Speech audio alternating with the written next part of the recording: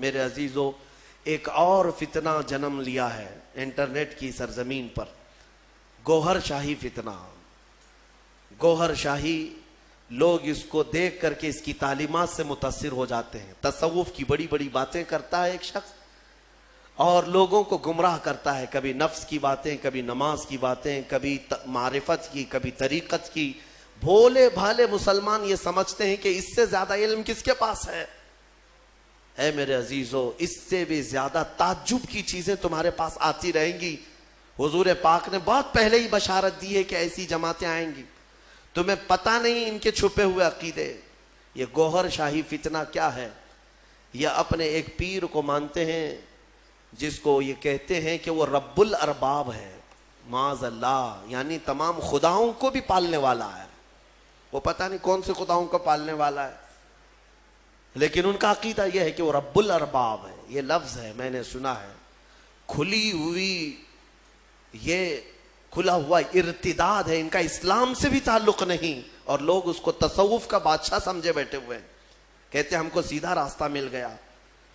بلکہ میں نے ان کے فتنوں میں یہ تک سنا ہے، وہ کہتے ہیں اس زمانے میں اگر کوئی لا الہ الا اللہ کلمہ پڑھتا ہے تو وہ کھلا شرک کرتا ہے۔ اب یہ کلمہ نہیں چلے گا، گوہر شاہی کلمہ چلے گا، اس کے پیر کا کلمہ چلے گا، نعوذ باللہ من ذالک۔ نبوت کا بھی قریب قریب دعویٰ انہوں نے کیا ہے۔ اور جانتے ہیں یہ گوہر شاہی جو ایک فرقہ ہے، ریاض نام سے کوئی ان کا گرو گھنٹال ہے، اس کو اس بڑی پیمانے پر مانتے ہیں کہ یہ تسبیح میں کیا پڑھتے ہیں، ہم تو سبحان اللہ کہتے ہیں، وہ سبحان الریاض کہتے ہیں، نعوذ باللہ من ذالک۔ میں بھولے بھالے سنی مسلمانوں کو سمجھانا چاہوں گا کہ صرف جو دکھنے والی چکا چوند ہے اس پر مت چلے جانا۔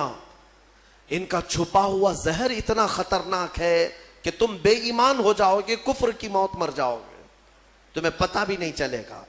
ہو سکتا ہے 90 باتیں ان کی اچھی لگتی ہوں، تصوف کی، طریقت کی، معرفت کی، لوگوں کو کا دل موہ لیتی ہیں باتیں، انسان کے اندر کی حقیقت بتا رہا ہے، انسان کے عروج و ارتقاء کی منزلیں بتا رہا ہے، انسان کے برزخی زندگی بتا رہا ہے، تو لوگوں کو نیا پن اچھا لگتا ہے، اٹریکٹ ہوتے ادھر چلے جاتے ہیں، لیکن تمہیں پتہ نہیں اس اٹریکشن میں آپ کب کے دین کھو بیٹھتے ہو، ایمان چلا جاتا ہے۔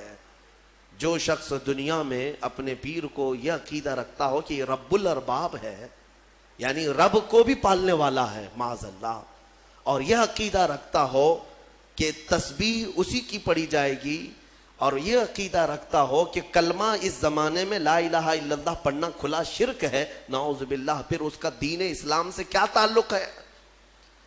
یہ یہودیوں کے پالے ہوئے وہ لوگ ہیں جو اسلام کو پڑھتے ہیں اور اسلامی لباس پہن کر کے ہماری جماعتوں میں آتے ہیں۔ لہٰذا میں سب کو الرٹ کرنا چاہوں گا، اس فتنے سے اپنے آپ کو بچاؤ۔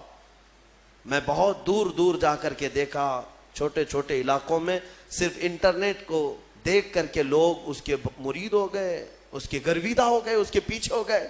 کسی وقت انشاءاللہ العزیز میں پورا آپریشن کروں گا اس کا، اس لیے کہ میں بہکتے ہوئے کئی لوگوں کو دیکھا ہے۔